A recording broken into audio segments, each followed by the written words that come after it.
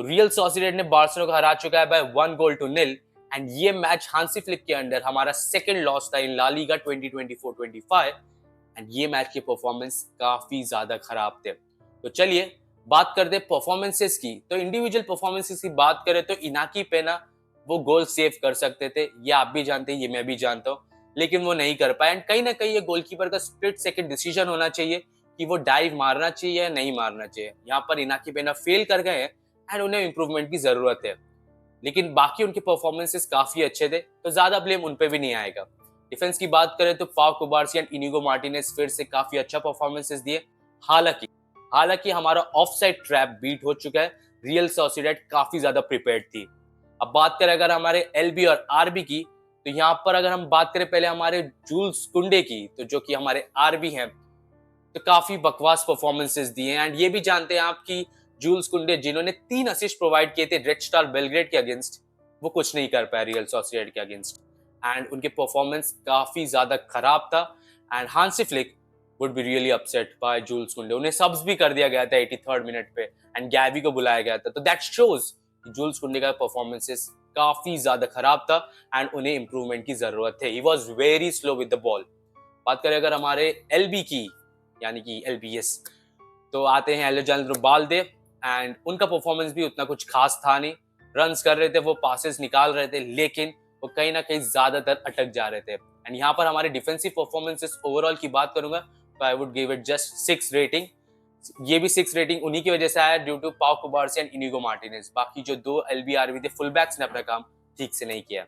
अब आते अगर मिडफील्ड पे, तो मिडफील्ड हमें लेट डाउन कर गया इस मैच में, क्योंकि यहाँ पर Pedri, Frenkie de Jong and कसाडो, well कसाडो की बात करें तो कसाडो पे मैं कोई ब्लेम नहीं डालूंगा, he was one of the best players on the pitch. लेकिन अगर बात करें फ्रेंकी डियोंग एंड पेड्री की, तो ये दोनों प्लेयर्स ने हमें लेट डाउन कर गए। अब बात करें अगर फ्रेंकी डियोंग की, तो रियल मैड्रिड के अगेंस्ट उन्हें काफी अच्छे परफॉर्मेंस दिए थे, लेकिन उसके बाद ना वो बॉल को प्रोटेक्ट कर पा रहे, ना वो डिफेंड कर पा रहे। हाँ, उनका बॉल कैरिंग एबिलिटी काफी अच्छा था and during the starting 10 to 15 minutes against real Sociedad वो इजीली कर पा रहे थे, लेकिन final third decision by Frenkie de Jong was not good. And यहाँ पर फ्रेंकी डियोंग के परफॉर्मेंसेस पे काफी ज्यादा फैंस गुस्सा हो चुके हैं एंड फैंस ये होप कर रहे हैं कि हांसी फ्लिक फ्रेंकी डियोंग को सेकंड हाफ में सर्व्स करके लेकर आए, वो स्टार्ट नहीं करना चाहिए गेम। आपका क्या मानना है? Do let me know in the comments. आते हैं अब अगर आप पेड्री पर, तो पेड्री का परफॉर्मेंस काफी ज्यादा प्लमेट करता हुआ दिखा है एंड इसी के कारण काफी ज्यादा लोग क्वेश्चन ये भी कर रहे हैं कि क्या ज्यादा गेम्स खिलाने की वजह से ये हुआ है, क्योंकि रिसेंटली हमने पेड्री का गेम देखा, वो काफी बेहतरीन खेलते हैं, लेकिन इस मैच में काफी ज्यादा एग्जॉस्टेड नजर आ रहे थे।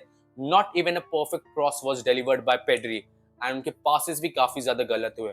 तो इस बार ये मैच में हमारा मिडफील्ड हमें लेट डाउन कर गया। बात आता है अगर हम फॉरवर्ड लाइन पर, तो Raphinha and Lewandowski, two of the inform players right now in the world, वो भी कुछ खास कर नहीं पाए। लेवेंडोस्की हालांकि गोल मारे, लेकिन उसके बाद भी वो काफी ज्यादा इंप्रूव या इन्वॉल्व नहीं हो पाए गेम में एंड उन्हें काफी अच्छे से रोक के रखी हुई थी रियल सोसिएडाड, स्पेशली उनका होल्ड अप प्ले करने नहीं दे रही थी रियल सोसिएडाड एंड ये हम भी जानते हैं। Raphinha on the other hand on the left flank काफी अच्छा कंबाइन नहीं कर पा रहे थे, हालांकि उनके थोड़े बहुत पासेस एंड क्रॉसेस प्रॉपर हुए एंड उनका लीडरशिप एबिलिटी भी दिखा है, लेकिन ये जरूरी नहीं होता है क्योंकि हमें मैच जीतना था एंड रफीनी लेवेंडोस्की भी उतना ज्यादा प्रोवाइड नहीं कर पाए। आते हम फर्मिन लोपेस पे, जो कि लमीन यमाल का पोजीशन खेल रहे थे, क्योंकि लमीन यमाल इंजर्ड थे एंड यहाँ पर फर्मिन लोपेस क्योंकि उनका नेचुरल पोजीशन नहीं है, तो उतना ब्लेम मैं पुट नहीं करूंगा फर्मिन लोपेस पे, लेकिन उनका परफॉर्मेंस भी अच्छा नहीं रहा है। फर्मिन लोपेस ज्यादा कुछ एक्सप्लॉइट नहीं कर पाए and from the right flank specially Kounde का खराब performance and with Fermin Lopez हमारा राइट फ्लैंक टोटली निल हो चुका था एंड इजीली ब्लॉक कर गए थे रियल सोसिएडाड के प्लेयर्स।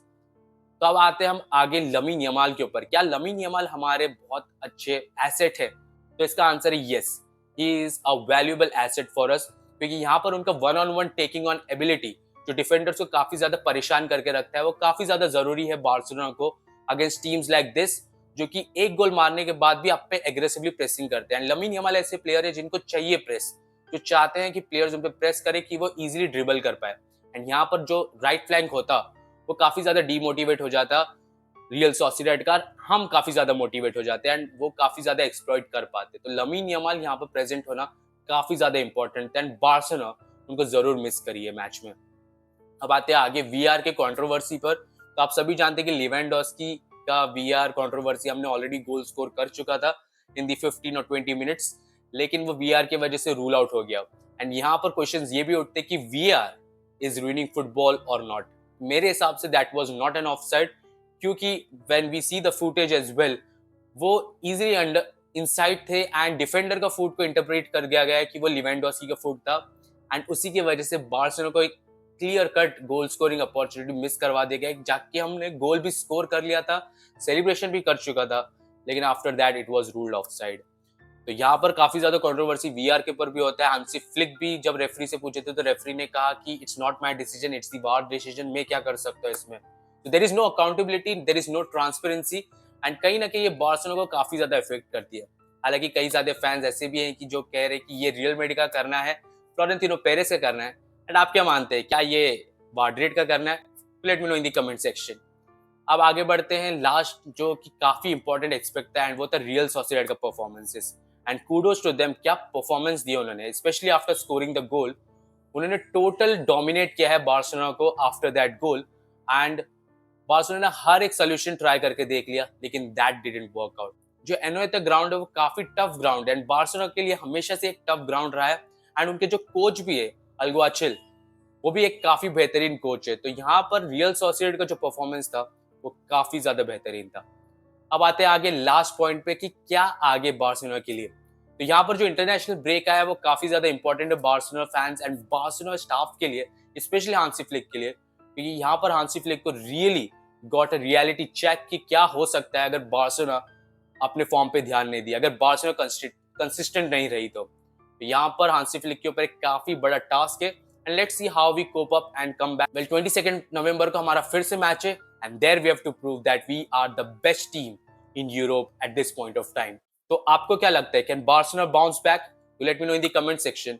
एंड अगर आपको ये वीडियो पसंद आई है, don't forget to hit the like button and don't forget to hit the subscribe button as well. Till then, take care. This is your host and founder of All About Football, Atawaris Varsi, signing off. Thank you.